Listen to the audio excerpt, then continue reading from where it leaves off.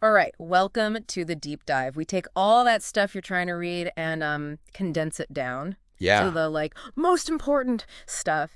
So today we're going to dive into psychodrama. You flagged this in your materials. Yeah, this is an interesting one. Super interesting. It seems like a really unique approach to therapy Hmm. and, personal growth. Yeah, Hmm. absolutely. And the sources you gave, they actually do a good job Yeah. of really outlining how this group method Mm-hmm. can help people really understand themselves. Yeah, and I think that's what we're really trying to get at in this deep dive, Right. is to get past the textbooky feel Yeah. and really understand what's the core here, what are the ideas, what are the techniques that people actually use, Right. and then ultimately, why does this matter? Why is this something that our listeners might find really interesting and maybe have some aha moments about? Exactly. So where do we even begin with this? Where did psychodrama come from? Well, the story of psychodrama is completely inseparable from its creator, Okay. Jacob Levy Moreno, born in Bucharest in 1889 Okay. to a Sephardic Jewish family. Okay. His personal journey really laid the foundation for what this became. The sources that you sent, they keep using these terms like locus and status and shendi and Right. matrix when they're talking about psychodrama's origins. Yes. What is all that about? So those are like coordinates Okay. for understanding the birth of this. So locus, that just means place. Okay. Bucharest. Okay. Status Nishendi is talking about the time, the environment, Right. and the culture, really, Yeah. where these ideas started to come to life, Okay. which was Vienna at the turn of the century. Got it. Okay. A very exciting time for new thought. Yeah. And matrix, well, in the most literal sense, the matrix of psychodrama is Moreno himself. Okay. So, all of his experiences, his personality, his drives, he was the source. I think that's so interesting because one of the things that jumped out at me in the research Yeah. was these early anecdotes about Moreno. He used to play God as a kid. Yeah. And there was just this idea that action is more important than talking. Mm-hmm. So how did those things shape what he did later in life? Well, yeah, so from a very young age, 4 years old, Moreno would engage in these incredibly imaginative games, and he would pretend to be God. Okay. And there's this idea that even the three-tiered stage Okay. that's used in classical psychodrama echoes those early experiences. Interesting. And you're right, the conviction that action was more important than words, experience a better teacher than books, that was huge for him. Right. And not just in therapy, but his thinking about education, social dynamics. Yeah. That was really a core principle Yeah. that he had. So it's almost like he was workshopping psychodrama in his backyard when he was 4. Right, exactly. But there is something that I want to point out. Okay. Some of those early stories, they're considered homespun myths. What does that mean? Yeah. So Moreno, he was a natural storyteller. Okay. And some of the stories, the accounts of his early life, Yeah. even details of his birth, are considered more symbolic Okay.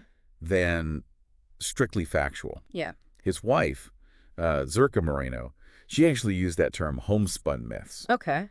But there is something really interesting about these stories, and one of your sources pointed this out. Yeah. They carry a different kind of truth. Okay. So it's not necessarily about, factual accuracy, Yeah. but they reveal something fundamental about Moreno's vision, the spirit of what psychodrama is about. One source puts it as a quality of truth that supersedes mere actuality. Interesting. Yeah. So moving past the childhood games, Yeah. how did he actually start to develop psychodrama into something more formal, like a therapy? During his time Yeah.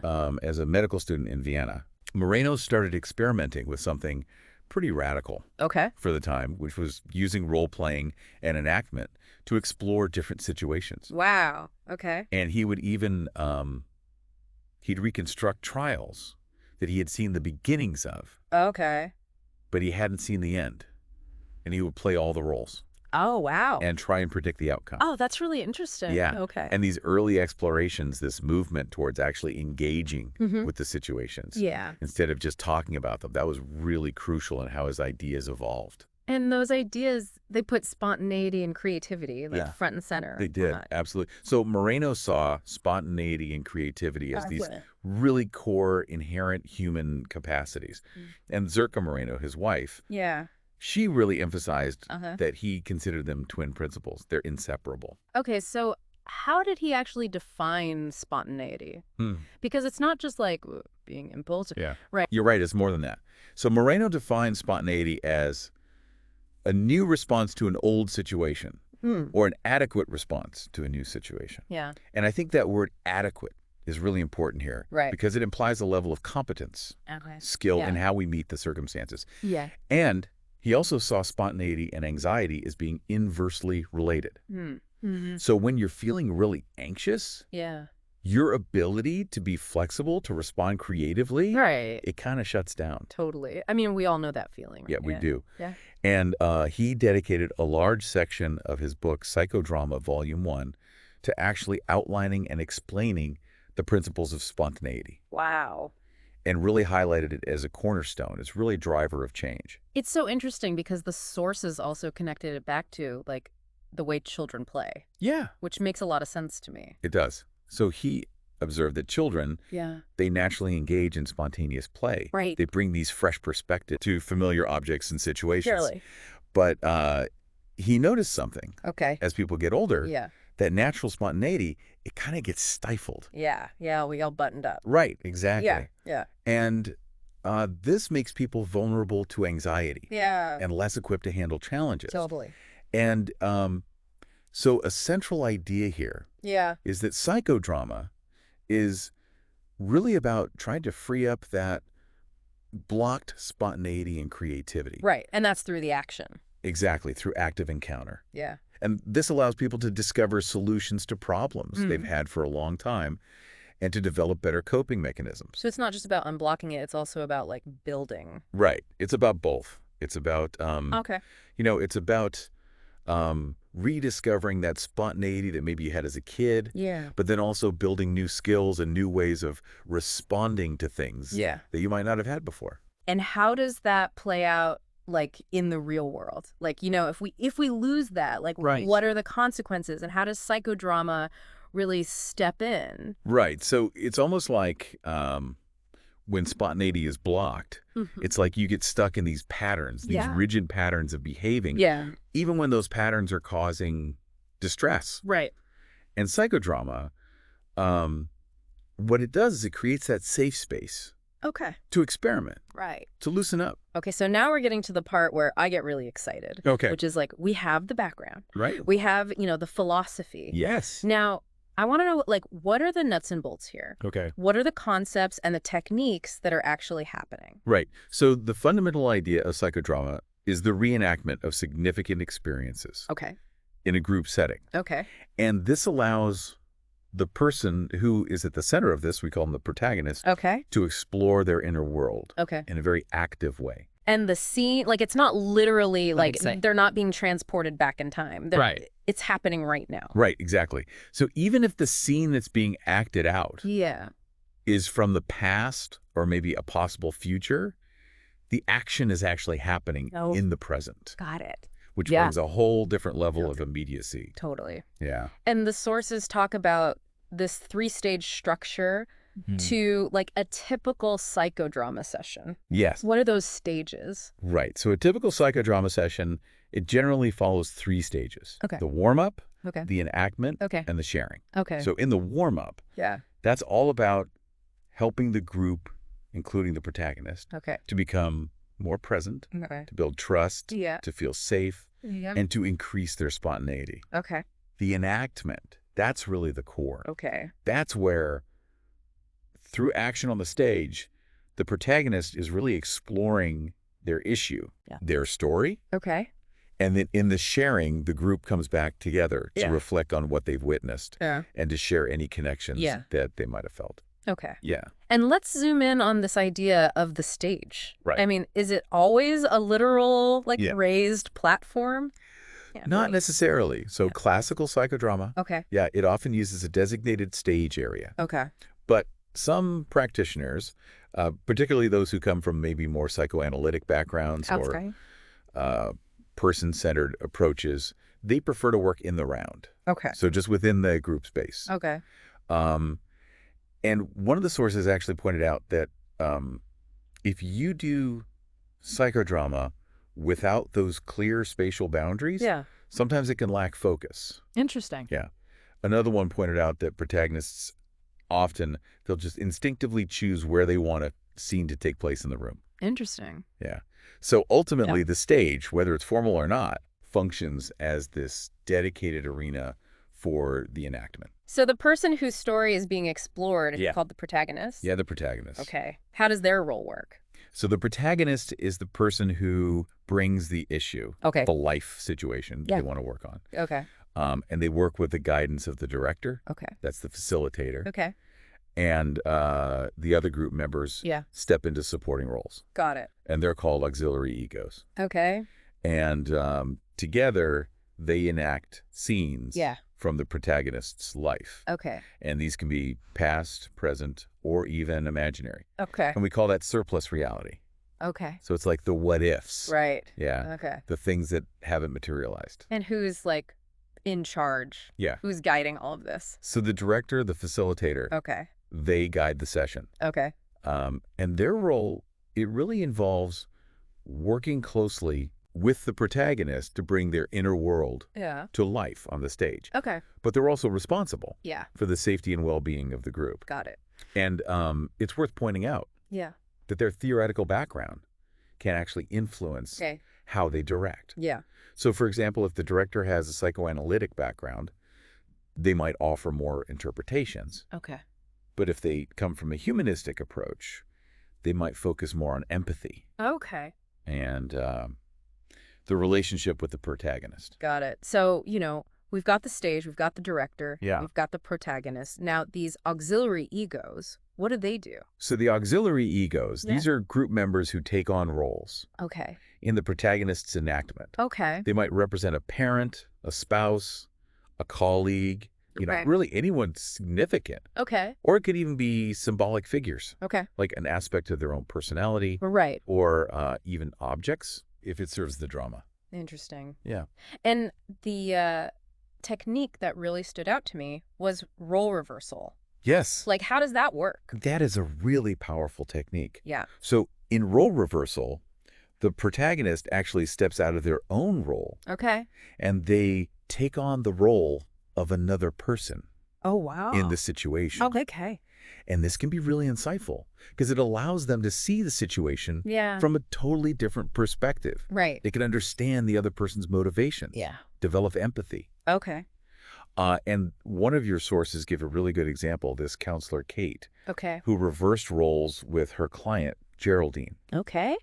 And by experiencing the interactions with Geraldine, Kate gained a much deeper understanding Wow. of what she was going through, the fear, the isolation. Wow. And this totally shifted Yeah. how she approached their relationship. And then there's this other one called doubling. Yeah. And there's like two kinds. Right. So there's permanent Okay. and spontaneous. Okay. So in traditional psychodrama, permanent doubling is where someone stands near the protagonist for a long time during the enactment, Okay. and they act as a supportive presence. Okay. And they can voice things that the protagonist might be aware of, Yeah. but hesitant to say. Okay. Spontaneous doubling Yeah. happens at any point. Okay. So if someone, not in a role, Yeah. feels like they really know what the protagonist is thinking or feeling, Yeah. they can step in. Wow. And with the director's permission and the protagonist's, Okay. they can voice those inner thoughts or feelings. Wow. Okay. And then mirroring sounded really delicate to me. Yeah. Can you explain how that one works? So mirroring is where someone will observe the protagonist's behavior, like their posture, their gestures, their tone of voice, and then they'll actually act it back to them. Oh, wow. So it's giving them a reflection Yeah. of how they come across. Okay.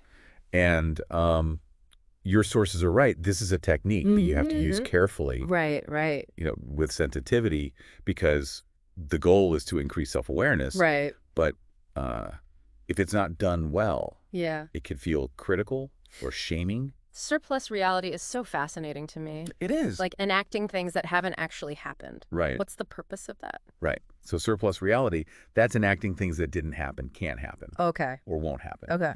And this can be so useful for unfinished business, Okay. things left unsaid, missed opportunities. Yeah. One of the examples Yeah. that the source gave was Andrea, and she had a conversation with her deceased mother. Wow. And she finally expressed all these feelings that Yeah. she'd never shared. Oh, wow. So it allows for symbolic completion Yeah. or exploration Wow. that might not be possible otherwise. That's so powerful. Okay, and then finally, vignettes. Those sound like a more focused way Yeah. to do this work. Right. So vignettes, Yeah. those are these brief, focused enactments. Okay. Often they'll just use 2 chairs to represent people Okay. or aspects of the situation. Okay. And we saw the example of Michael. He used the chairs to have a dialogue with his brother. Right. And it was in this kind of neutral space. Okay. So vignettes, they're kind of like zooming in Right. on a particular interaction or moment to gain clarity. Okay, so now we've covered the techniques. Right. And I want to know how this actually unfolds. Like, what's the process and the dynamics within the group? So, like we said, it starts with the warm-up. Okay. And this is so important. It sets the stage both literally and figuratively. Okay. And it's this process of helping people become more present, Yeah. more connected to the group, more trusting of each other, and to really increase that sense of spontaneity. And one of your sources really pointed out that even the psychodramatist, they have to warm up. Okay. They have to reflect on their own emotional state and any potential biases they're bringing in. Got it. Yeah. And the source gave this really cool example of an initial meeting. Yeah. And they did this fear in the hat exercise. And then people had to actually like position themselves physically in the room in relationship to like a chair representing the group. Yes. That sounds really powerful. It is. Like, that's a powerful way to build connection. It is. And these kinds of introductory exercises, they help people get to know each other. Right. To explore their feelings about being there, about psychodrama itself. Yeah. And hopefully to start feeling safe. Right. And like they're sharing an experience. Totally. So with that fear in the hat activity, anxieties are written out anonymously. Okay. And then shared. Okay. And this is really good because it normalizes those feelings. Like we're all in this together. Right. And then with the positioning exercise, that shows, visually how comfortable people are. Okay. What their orientation is to the group dynamic. Got it. And then once the warm-up's done, we move into the enactment. Right. So like what actually happens? So this is the heart of psychodrama. Okay. And the protagonist and the director, they work together to bring the story to life through action. Okay. There is no script. Okay. This unfolds in the moment. Wow. And a lot of times, people and objects in the room, they're used symbolically to represent things. Right. And one of the sources said it really beautifully, as in children's games, a chair can be anything. A boat, a television, an oak tree. The only limitation is human imagination. Right. And we saw the example of Michael with the chairs. Right. And Andrea's dining room scene. Where she suddenly remembers this thing about her mother. Totally. And so these are great examples of how the enactment can just unfold in this really organic way. And the source also talks about the importance of moving between different scenes and finishing the action in the present. Yes. Why is that so important? So moving between the scenes allows you to explore different sides of the issue. Okay. And finishing in the present. That is so important for integration. Okay. Because if someone stays stuck in the past, it might be really emotional. Right. But it doesn't necessarily translate to change in the present. Yeah. So by consciously returning to the present moment, the protagonist can really connect the experience to their adult self and start incorporating it. Got it. And that learning, that's what they're calling action insight. Yeah, action insight. Okay. And this goes beyond talking or intellectual understanding. Okay. It's a deeper knowing. Yeah. It's achieved through doing. Yeah. So it involves this like integration of everything, your emotions, your thoughts, your imagination, your behavior, the way you relate to others. Right. It's like a gut level understanding that just resonates more. Right. Than just being told something. Exactly. Okay. So then finally we have the sharing phase. Right. What's going on there? This is when the group comes back together. Okay. After the enactment's over. Okay. And it usually begins with what we call sharing from role. Okay. Where the auxiliary egos, they actually talk about their experience being in that role. Okay. What did it feel like? Yeah. What thoughts came up? Yeah. And this can give the protagonist really valuable feedback. Okay.